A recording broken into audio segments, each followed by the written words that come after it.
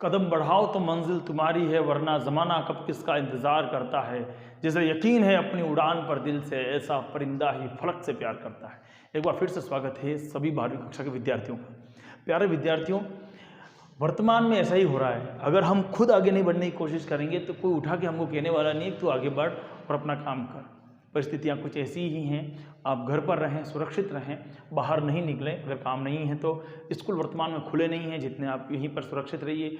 और अगर गवर्नमेंट इतनी सतर्क है तो आपको और ज़्यादा सतर्क रहने की आवश्यकता है। प्यारे विद्यार्थियों, मैंने आप लोगों से बात करी थी कि जो हमारे पास में वाष्पोत्सर्जन है, क्या बात करी थी अपन ने, जो अपने पास में वाष्पोत्सर्जन है, वाष्पोत्सर्जन को आगे वाला भाग हमको पढ़ना था, है ना। वाष्पोत्सर्जन, वाष्पोत्सर्जन में आपकी बुक के अनुसार एक आता है प्रभावित करने वाले कारक। प्रभावित करने वाले कारक। देखिए, वाष्पोत्सर्जन को प्रभावित करने वाले कारक कौन से, ऐसे कौन से कारक हैं जो वाष्पोत्सर्जन को प्रभावित करते हैं, यानी कि जो वाष्प की जो क्रिया हो रही है उनको प्रभावित करने वाले कारक कौन से हैं। थोड़े से अक्षर को मैं बड़ा कर देता हूं, शायद आपको दिखे ना दिखे, इसलिए मुख्यतः 2 कारक होते हैं। कितने कारक होते हैं? मुख्यतः 2 कारक होते हैं। एक होता है बाह्य कारक। क्या होता है? बाह्य कारक। ऐसे कारक जो वातावरण के कारण होते हैं, वातावरण के कारण, है ना। बाहर का जो वातावरण है जो जब प्रभावित करे उसे हम बोलते हैं बाह्य कारक। लेकिन एक होता है आंतरिक कारक। आंतरिक कारक। आंतरिक कारक क्या होगा? जो भीतर से उठा है या उस पादप के भीतर से कुछ हो रहा है उसे बोलेंगे हम आंतरिक कारक। अब जो बाह्य कारक हमने पढ़ा, क्या पढ़ा हमने? बाह्य कारक। बाह्य कारक के अंदर कौन कौन आएगा? तो देखिए, इसको मैं भागों में बांटता हूँ 4, है ना। सबसे पहले हमारे पास में आएगी वायु, फिर आएगा अपने पास में प्रकाश, है ना। जो वायु है वो प्रभावित करेगी, प्रकाश प्रभावित करेगा, है ना। वायु हो गई, प्रकाश हो गई, एक हो गया तापमान और एक हो गई नमी। 4 चीजें हमको समझनी है बाह्य कारक में, और क्या क्या है उनको एक बार वापस देखते हैं। वायु, आप लोगों ने देखा होगा कि अक्सर हम कहाँ पर जाके खड़े रहते हैं गर्मी के दिनों में? पेड़ के नीचे। वहाँ पर कुछ ठंडक होती है बनिस्पत जहाँ पर टीन शेड लगे हों वहाँ पर और ज़्यादा गर्मी होती है। छाया भी देता है पेड़ और ठंडक भी देता है इस वायु के कारण। हमें पता है कि अगर मान लो मैं एक बात करूँ आप लोगों से, ये पेड़ है। अब इस पेड़ के नीचे आप कभी बैठे हों और आपने देखा हो तो ठंडक होती है। क्यों ऐसा हुआ?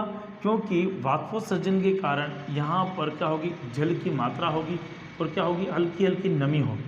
लेकिन हवा आई और हवा यहाँ से इस स्थान की जो वायु थी, जो ठंडी हवा थी, उसको उठा के यहाँ ले गई। और ठंडी हवा की जगह कौन आ गया? अब गर्म हवा आ गई। हवा चली, गर्म हवा आ गई।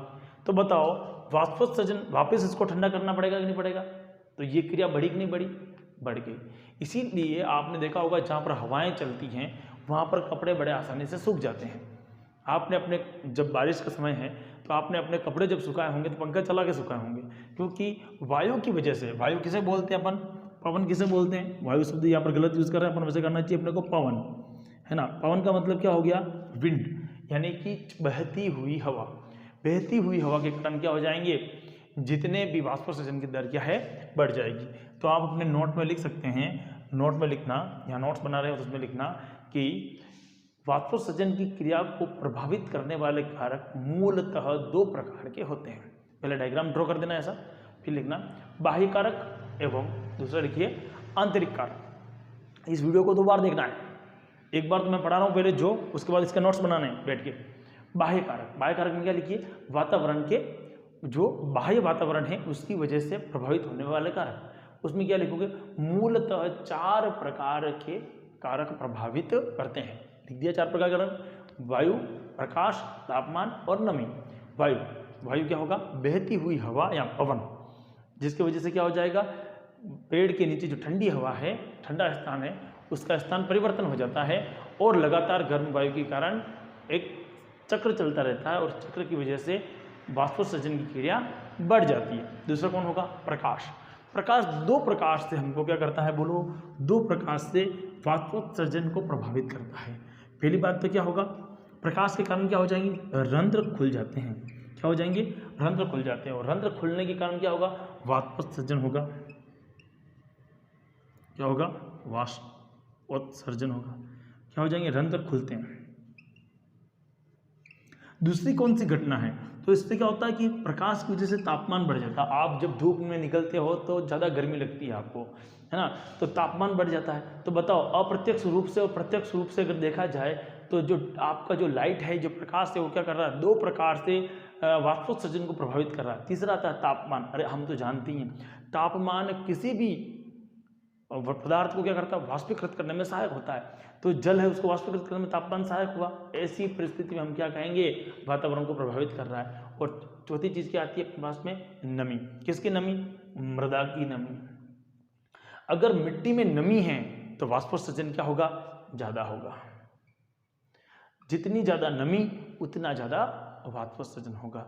तो इस प्रकार से मूल रूप से बाह्य कारक की अगर हम बात करें तो ये 4 प्रकार से क्या होता है, प्रभावित होता है। और चारों मैंने आपके लिख दिया। अब बात करेंगे अगले वीडियो में आंतरिक कारक की। अगले वीडियो में किसकी बात करेंगे अपन, आंतरिक कारक की, क्योंकि अपने पास में एक समय की सीमा है। 10 मिनट से ऊपर का वीडियो यहाँ पर अपलोड नहीं होगा इस चैनल पर। आप फटाफट इसे लाइक करके और शेयर करके और इसके व्यूज़ को थोड़ा सा बढ़ा दीजिए। और हमें अगर YouTube तुरंत अनुमति देगा, और जैसे ही अनुमति मिलती है आगे से मैं कोशिश करूँगा आप लोगों के लिए कि आधे 1 घंटे की क्लास एक साथ लूँ। रुका रहने से अच्छा है कि किसी ने कहा है कि अगर आप चल सकते हैं, दौड़ सकते हैं तो दौड़िए, दौड़ नहीं सकते तो चलिए, चल नहीं सकते तो खिसकिए, लेकिन एक जगह पड़े मत रहिए। तो हमने भी यूट्यूब के साथ में यही किया है। अगर 10 मिनट ही मिलते हैं तो 10 मिनट में भी आपको बेस्ट कंटेंट देंगे। वर्तमान में हम पढ़ेंगे आंतरिक कारक, और वो अगले वीडियो में अपलोड होगा। जय हिंद, जय भारत।